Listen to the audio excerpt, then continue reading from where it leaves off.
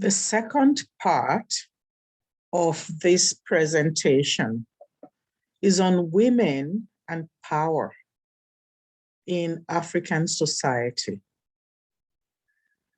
To return to the question of women's power in African society and the circumstances under which they may have power and the influence of women's power or weakness, I make the following initial claims. Women may have power in society in the following institutions: the family, kinship group, community, ethnic group, and the state. In the context of African indigenous culture, instances of power would include women's power as mothers, vis-a-vis children, regardless of age, as wives in a polygynous family. The first wife has more power than other co-wives. As political officials, there are examples of women who are queen mothers. For example, the Edo of Nigeria, the Buganda of Uganda, the Akan of Ghana.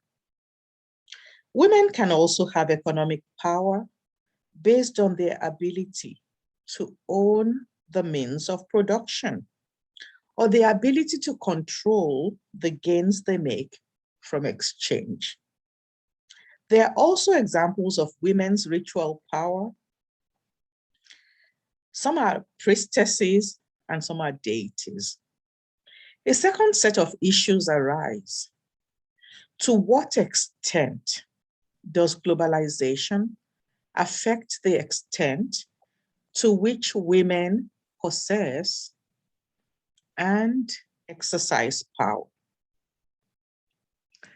Given that globalization empowers the richer, more technologically and militarily strong countries at the expense of their poorer, less technologically and militarily strong counterparts, the imperialism of globalization endangers the culture of the latter, while it strengthens the former. African traditions that invest women with the right to hold and exercise power must be recovered from the detritus of past and contemporary history. Such recovery can be construed as facilitating the improvement in our understanding of not just what the mores and ethos of African cultural traditions are, but of the restoration of the philosophies and deep meanings that underlie social practices. Scholarly responsibility entails saving from obscurity those valuable practices that define the essence of the human experience in African traditions. If such efforts bear fruit, the wounds inflicted by past skewed and biased interpretations can be healed and the values revived and renewed. In the effort to undertake the excavation and recovery of progressive African traditions, consider once again the feminist contention that women are commonly oppressed by patriarchy.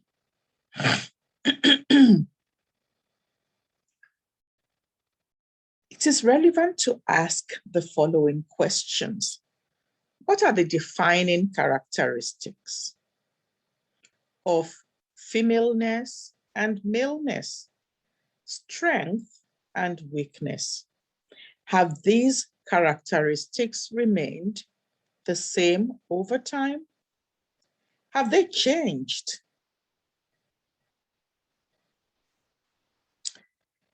When did they change? The comprehensive answer to these questions can only be given through deep, focused research in all of Africa's regions.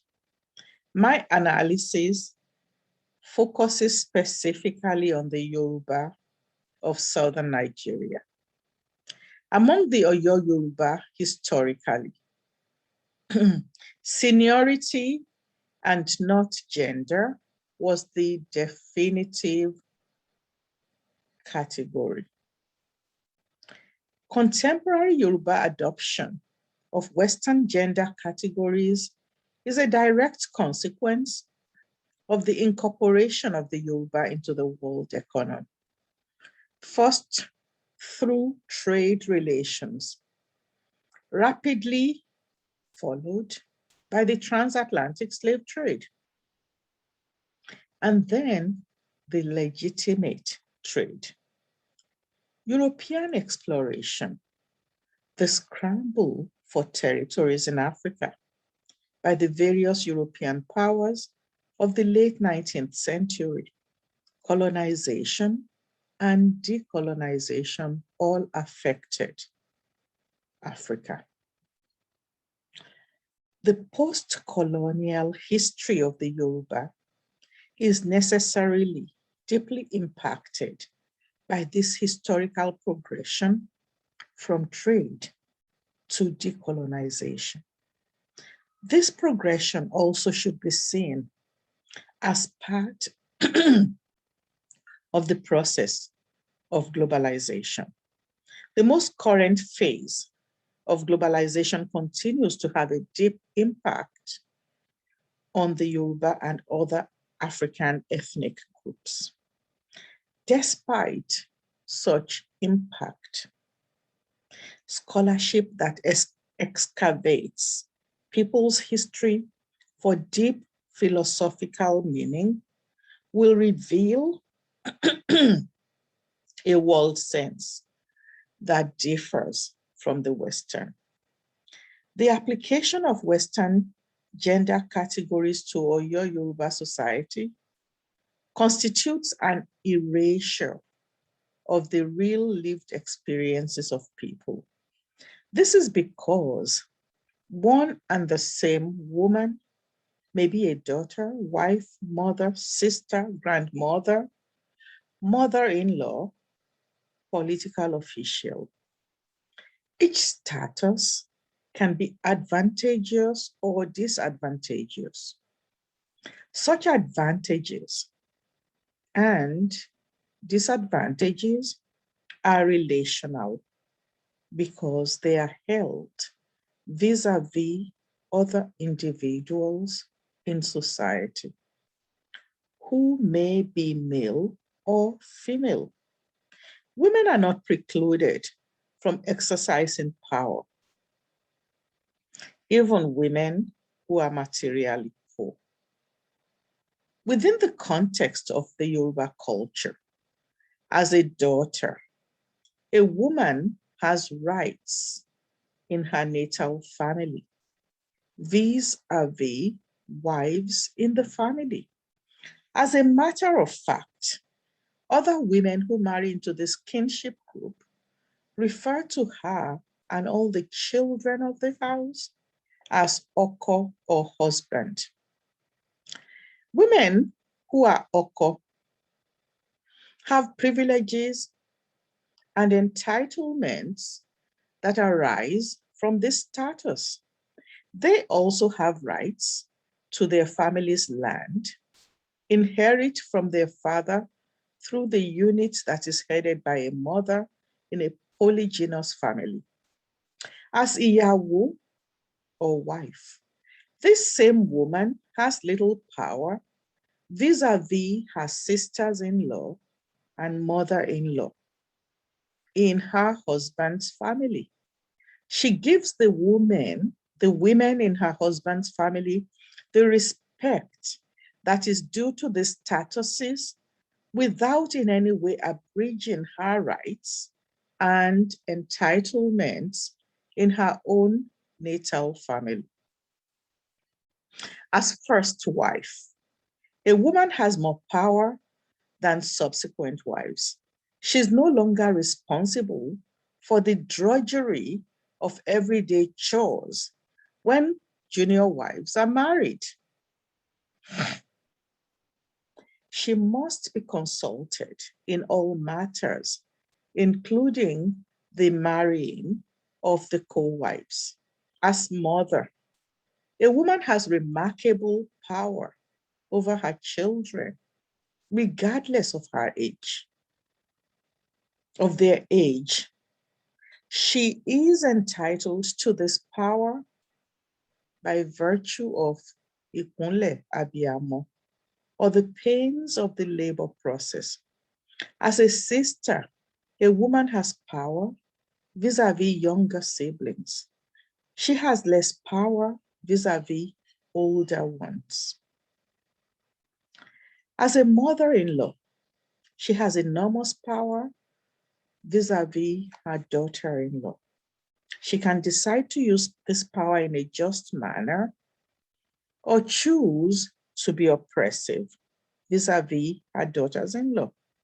As a grandmother, a woman is respected by all that are junior to her as having attained the heights of old age, and thus as having become wise. The Yoruba say of such women, Otigoke Agba. While there are conditions under which women are legitimately able to exercise power, teach,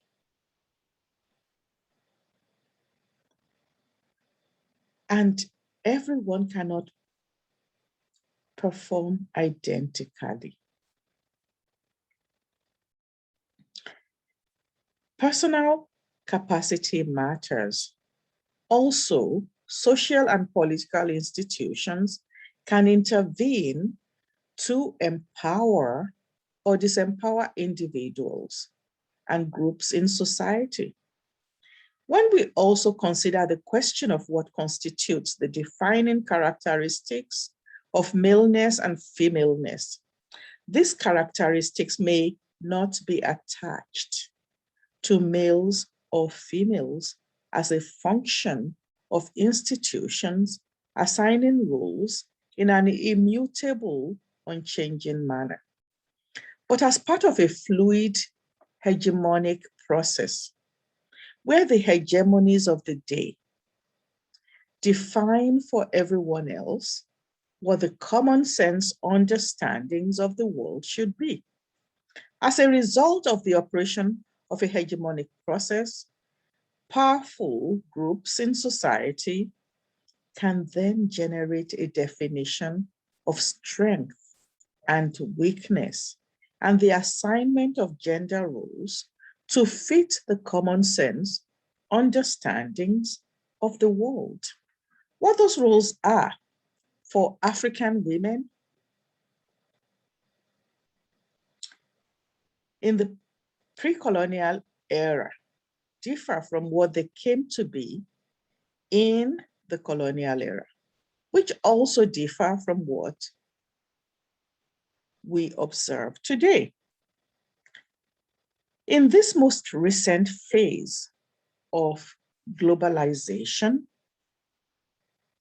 the hegemonic attempts are observable in the campaign for a worldwide women's movement that is less interested in developing a rich, varied, and complex mosaic based on the contributions of women from all parts of the world than in producing homogenized and hybridized women that are replicas of the Western model. There's a tendency to use tradition and modernity interchangeably. with Africa the former and the West the latter. Most scholars, in treating Africa as the sphere of tradition and the West as that of modernity, fall into the fallacy of claiming that African societies will continuously wallow in traditionalism. Thus, they lose the everyday sense of modern as new, as contemporary, as something that each and every society undergoes, without implying that any or all new evolutionary change is Western. The modern and modernity must be delinked from the West so that we can meaningfully track changes that are homegrown, neighbors influenced, and or Asia inspired from those that are Western influenced. If we do not do this, then we run the additional risk of conceding autonomy only to the West. To all intents and purposes, what we see in African countries today is that people, including scholars, draw a dichotomizing line between modernity and tradition, which affects not only practices, values, principles, and behaviors that humans manifest, but also the geographical spaces that they occupy. The city under this dichotomizing scheme is modern. The village, traditional. Wearing a Yoruba iro and buba, that is wrap and a loose top, is traditional. Wearing a skirt and blouse is modern. Cooking with a gas stove, using aluminum and stainless steel pots and pans is modern. Using wood in a dogon or the wood burning stove, clay pots, some kind of cast iron and wooden spoons is traditional. If a woman cooks, that is tradition. If a man does, it is modern. If a person lives in a mud hut, that is traditional. In a concrete house with corrugated iron and with galvanized steel roofing, it's modern. A traditional woman is weakened by traditional structures. She has to cook, clean, take care of children and the old, the sick, and visitors. She cannot have any perception of herself as an individual. The community defines her. She's the property of her husband, a jural minor, is likely to have had some genital surgery imposed on her, to have experienced high levels of infant mortality, to be illiterate, poor, overworked, unappreciated, and totally marginalized. A modern woman is not. The questions we need to ask and seek answers for are: if the traditional woman is traditional, what makes her so? That she resides in the traditional milieu? When did tradition stop and modernity begin? Did tradition weaken people due to some intrinsic quality in tradition? While the logic of modernity is intrinsically to empower, to free the individual from parochial ties that ultimately marginalize, most people they tend to date modernity from the 15th century contact between Africa and the West, a contact that ultimately denuded all Africans, male and female, of any meaningful power. If we think of tradition and modernity as constructs that define a moment of domination, we begin to see that what we take as tradition today has a strong overlay of the modern.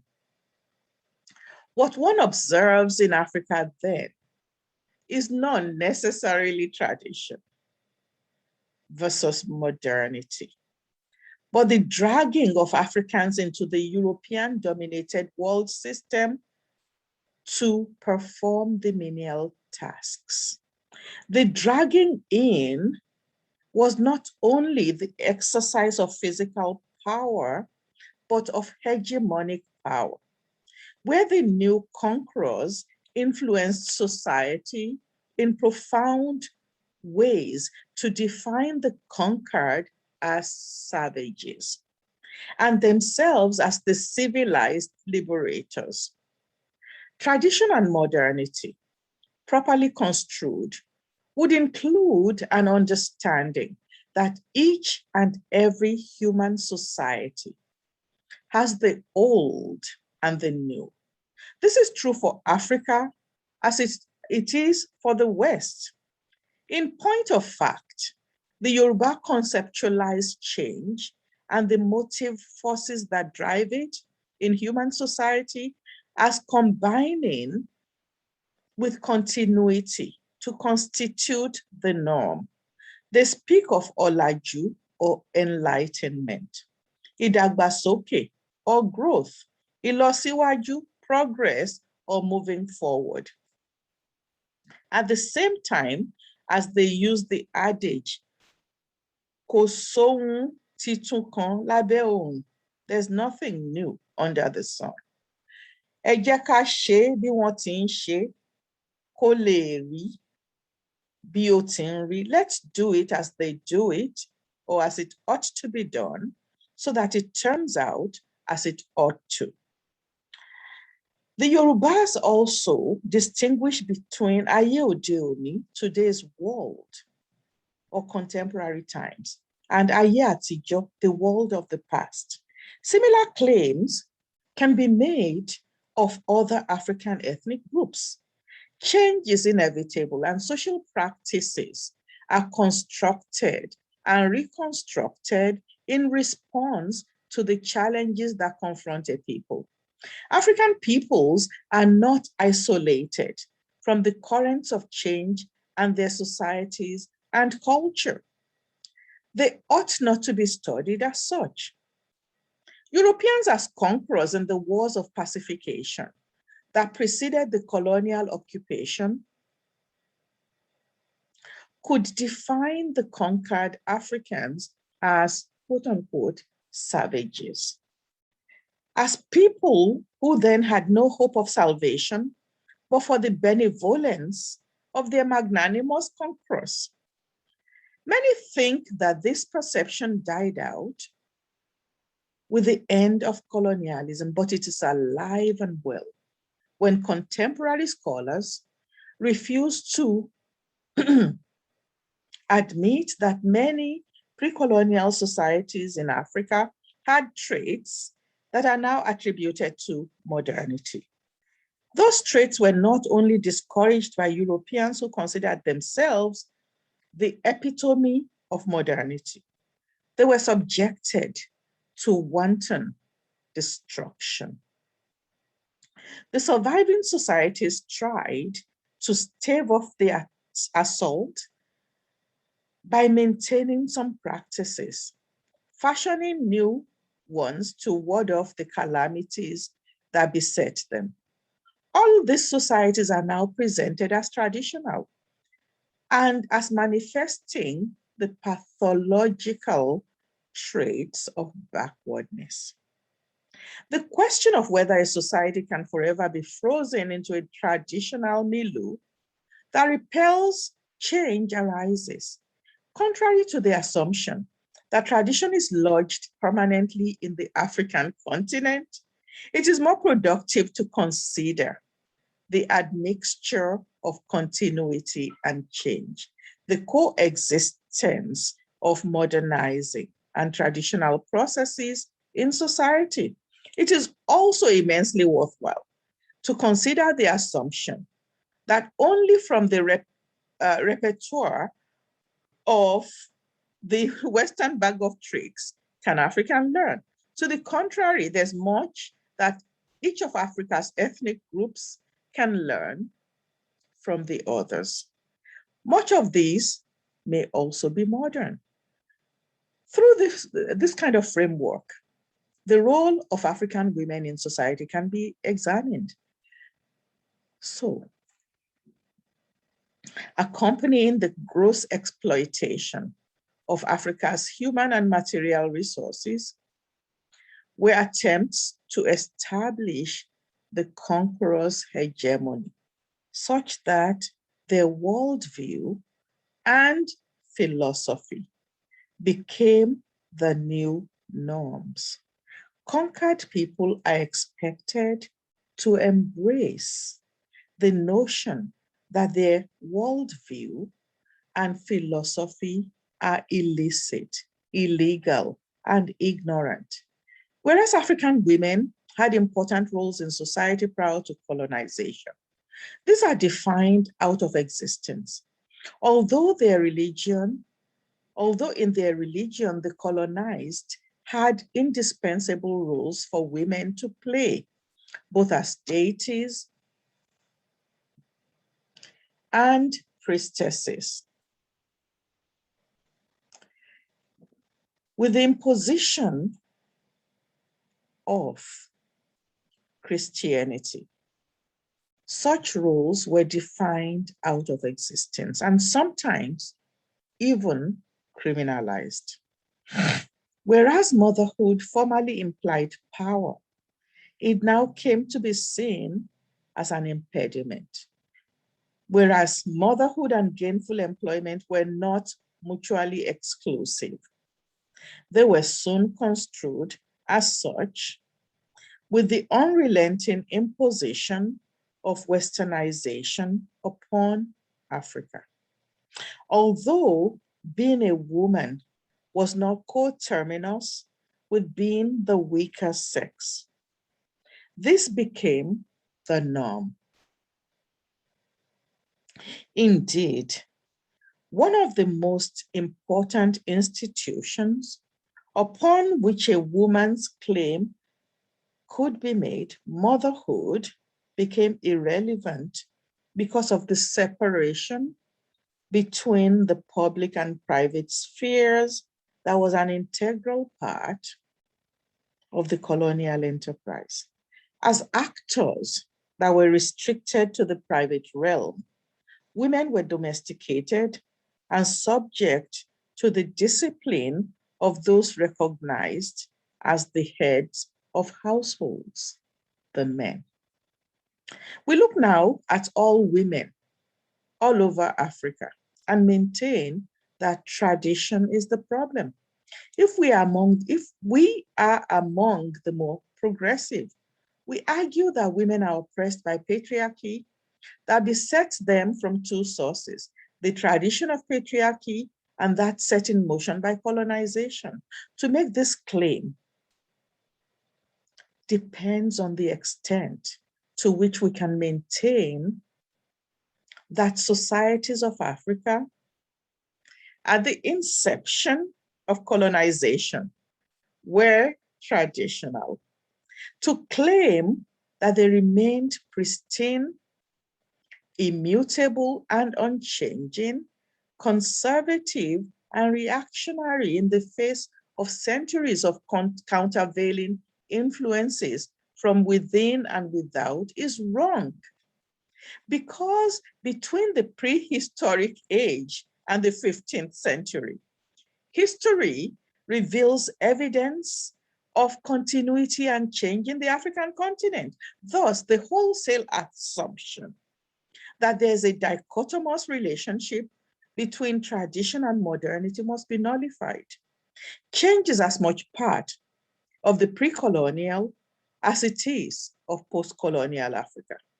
However, the pace of change and the extent to which phenomena such as urbanization and the establishment of large-scale mines and plantations generated deep shifts that were extremely dislocating can be examined as creating new dynamics.